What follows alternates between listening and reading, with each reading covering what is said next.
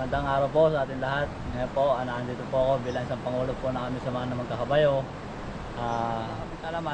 Salamat na lang ako at nakilala po namin si Doc Steve Ternura na isa sa nakapunta dito sa amin bilang isang doktor na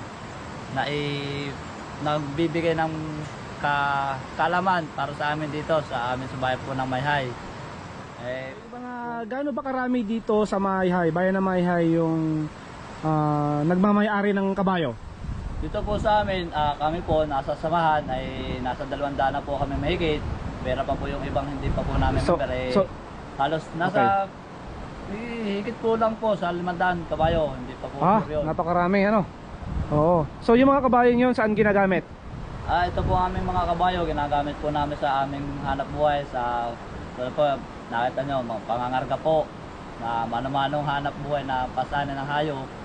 Kaya kailangan po din namin ng isang doktor na nakilala namin, si Doc Steve, na tumulong para po ma-maintain po yung resistensya ng aming mga hayop para sa araw-araw po namin pamumuhay, para may pagkakitaan po ang aming pamilya, may bibigay kami para po sa aming mga pangangailangan pagkain ng aming pamilya.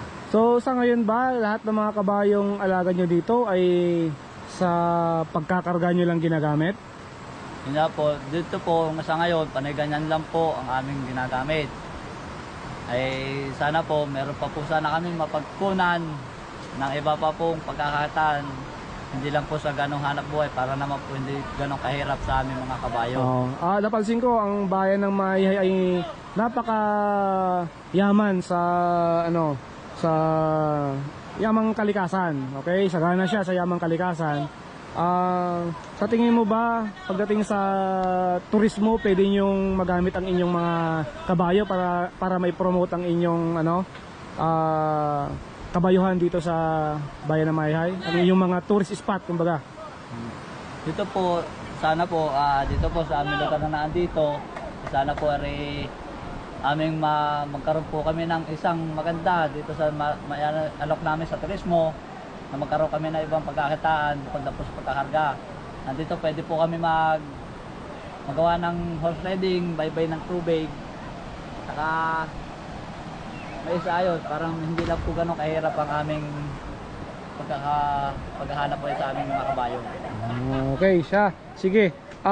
Sa ngayon ba, ano yung hinahanap nyong atensyong medikal pagdating sa inyong mga kabayo? Kasi sabi mo nung nakaraang mga buwan, mga taon ay may mga dumapong sakit sa inyong mga kabayo at naging sanhi ng kamatayan ng mga to.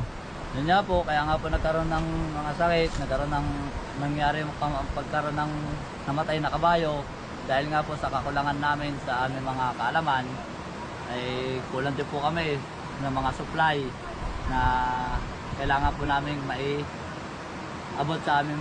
supply sa aming mga kabayo na nangangailangan. Okay. Siya. Sige.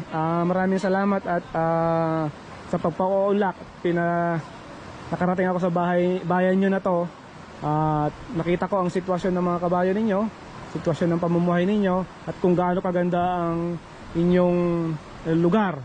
Kita nyo naman sa background natin ay ang mahabang hanging bridge na yan na nagdudugtong sa dalawang barangay.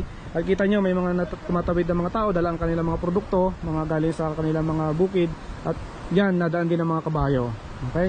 So, sige, titignan natin kung ano yung makakaya natin gawin. Hindi ako mangangako, pero pagsusumikapan natin na pagtulong-tulungan ito para din sa ikauunlad ng bawat isa sa atin. At importante ang kalusugan ng inyong mga kabayo kasi dito nakadepende ang inyong pamilya, kayo, di ba? Para mabuhay ang mga pamilya, maibigay pangangailangan ng mga anak, di ba?